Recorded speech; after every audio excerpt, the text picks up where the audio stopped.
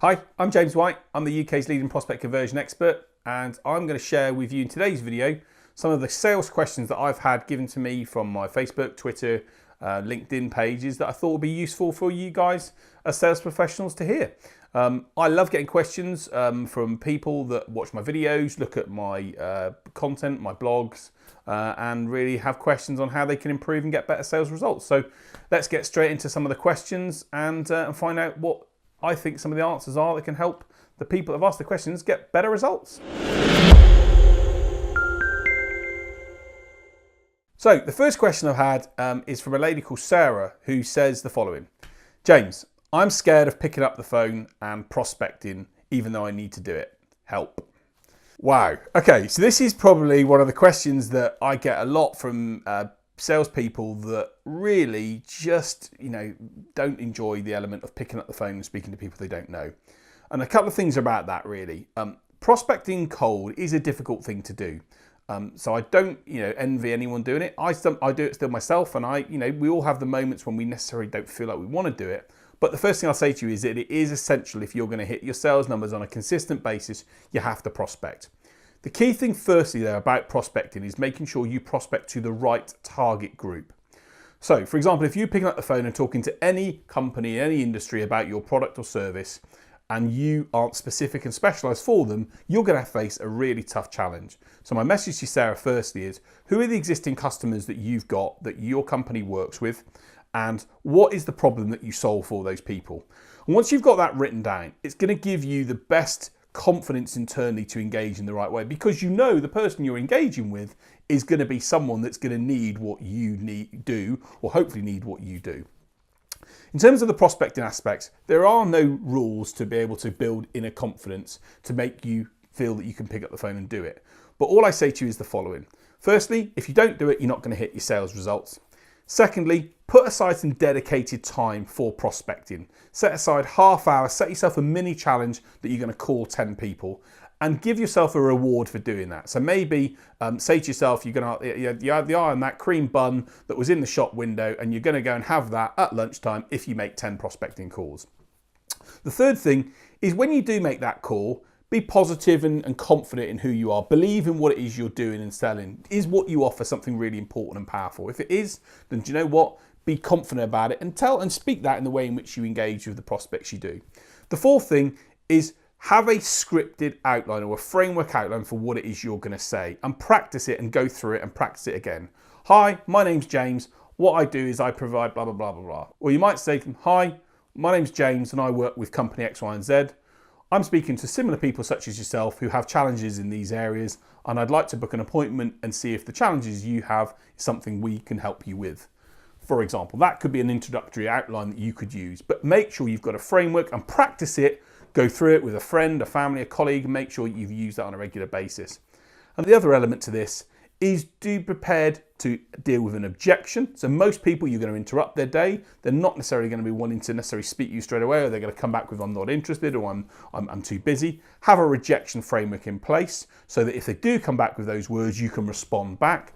And the final thing I'd say to you about prospecting is, don't take it personally. The other person that you've not spoken to before or never met, they don't know you, they have no personal grudge against you. And there's that feeling inside of us when someone tells us to bugger off or we're not interested, that we get all offended. Do you know what? It's business, it's life. They're not being really nasty at you. If you saw them in a room, they wouldn't be that nasty to you. It's just that you're engaging with them on the phone and maybe they're just not ready to engage with you at that moment in time. So the reality is, prospecting is the difficult thing for everyone to do, but you will not get, trust me Sarah, you will not get your sales results long term unless you do prospecting. So focus on being able to have a script outline that you can use, be confident about the target group you're engaging with and the problems you solve, build that inner self in you and feel good when you do it, smile, be positive, feel like it's going to go well, and be in a way where you can approach the prospect and set yourself a challenge to make 10 or 15 calls. If you can do 20, great. The more you do, the better you're going to have a chance of success. And be in a position where you give yourself that best chance.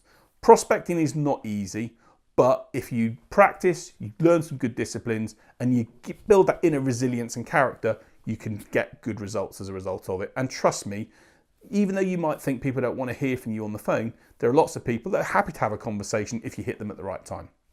So I hope that helps. That gives you an answer in terms of what to do if you're scared of picking up the phone. Don't take it personally. Focus on you and what you're going to offer. And do you know what? The sales commission you're going to get is worth far more than the point of someone saying to you no. So use that as a thought process and a lead process to make sure you do the things you need to do. And hopefully you can get some great results as a result of that. So the second question I've had, which is another great question, is from Alex. Alex says, there are so many sales tools out there to help me sell. Which one should I use? So this is a great question, and one of the key things that there is in the modern era for sales professionals, there are so many different tools and apps that you can use that can help you get better results. It can help you put together frameworks. It can help you outline whether your prospect's done something. You can have tools that can give you guidance on what to say. You can have tools that do 100 myriad of different things. The reason I would say to you is there are lots of things out there that can help you and your company, and obviously talk to your teams, your sales manager, your marketing manager about what budgets you've got if something can help you. But the key thing I say to salespeople in this area is maybe look at the areas that you feel you're struggling with. So if you've got prospects that you don't know enough about, maybe there's a tool that can help you get more insight into that prospect. Maybe there's tools that you can use that can actually record your conversations so that you can then learn how you can improve it. Look at the areas of weakness that you have, or the areas that you've struggled in the past to when you've lost deals, and try and pinpoint what those areas are, and then use those as the focus points for investing in technology or systems or solutions that can help you sell. And what you've then got to do with your colleagues is working a business case up to say, can I get enough of a return from using these tools in terms of additional sales activity? The other thing I've also learned about tools is there is not one single software application system out there that's going to be a magic bullet to helping you sell.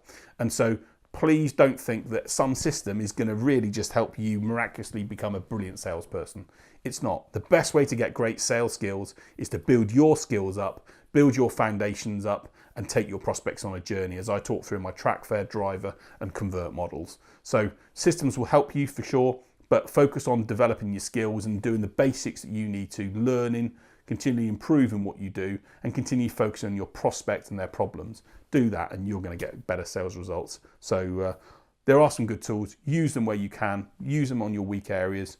And if you've got some ideas on tools that have really worked for you, I'd love you to share them in the video section, in the comment section below, or tweet me, James White Sales, and let me know what tools you're using that are proven successful for you.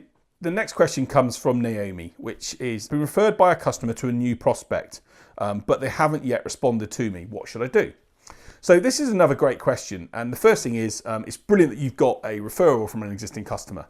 That tells me that what you do as a company is good. And it means that person is on your side and is referring you to other people. So the first thing is thumbs up on that. It's great.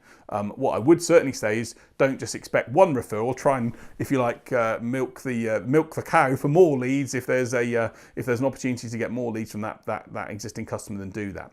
So in terms of the prospect, if you've reached out to that prospect and you've basically tried to engage with them, you might find that it's not the right time for them. So maybe the suggestion I would do is, if you can get a telephone number from the person, or if you've got an email introduction, is pick up the phone and just talk to them and say, hi John, it's great to have a chance to chat to you. Your friend and colleague so-and-so has recommended that I give you a call to talk about this, and I just wanted to arrange a time to talk with you and see if we can help you in any way. That person will then give you a response. It may well be, why has he referred me? I'm not sure what you do. Or, yes, he did mention it. Or, actually, yeah, I'm really keen to know a bit more, but I'm just maxed out at the moment. So you can plan a schedule around that. The other thing I'd also then do is speak to your existing customer and talk to them about what the nature of the referral is. So maybe have a conversation, thanks ever so much for the referral, really appreciated it. Tell me a bit more about, what's come to the stage where you would do that. It may well just be that, I thought of him and I thought he could be useful. Or actually I was speaking to that person yesterday and they were really keen to find out more about what you do. So try and understand from your existing customer the importance of the prospect and the conversation that's led to the referral, so that you can take that into the context when you engage with the prospect. How many times should you follow up with them? I think you've got to be in a position where you follow up 3, 4, 5 times initially with that new prospect you've been referred to. Try and engage with them, and then maybe reach back out to the customer and say, look, just let you know, I just wanted to let you know, I've tried to reach that person, not been able to get through. What do you think I should do? So use the existing customer as a reference point for it as well. But I would certainly say, if you've qualified that it's a good referral, don't give up on it. continue to try and work with and engage with it, but focus maybe in your communications around how you want to understand more about them, or how you want to help them, or you want to understand what their challenges are, not just about trying to sell what you do. Because even though they might know your product or service, focus on understanding them. They're different to your existing customer, and they're going to want to see that you focus on them, not just the existing customer that you've got. So those are my advices on what to do if you've been referred. I hope the referral goes well and that you get some business from it. And let me know if those tips and hints prove useful for you. And in general, to anyone watching the video, I really love answering questions that people have got around sales activity, or what to do or how to do things. If you've got any questions, let me know. Put some in the comment section here, or drop me an email at hello@jameswhite.business, or go onto my website, jameswhite.business. There's a link in the, we'll put a link below where you can submit any questions. And I'd love to be able to answer any questions that you've got, and make sure I help you get the results you want. So it's a final thanks from me for watching the video. If you like the video and think it's been useful, please share it. Please also subscribe to the channel. Love to have you subscribe and get my videos, get notified when my videos will get released on a regular basis. And I look forward to sharing more thoughts and ideas and answers with you guys really soon. Take care.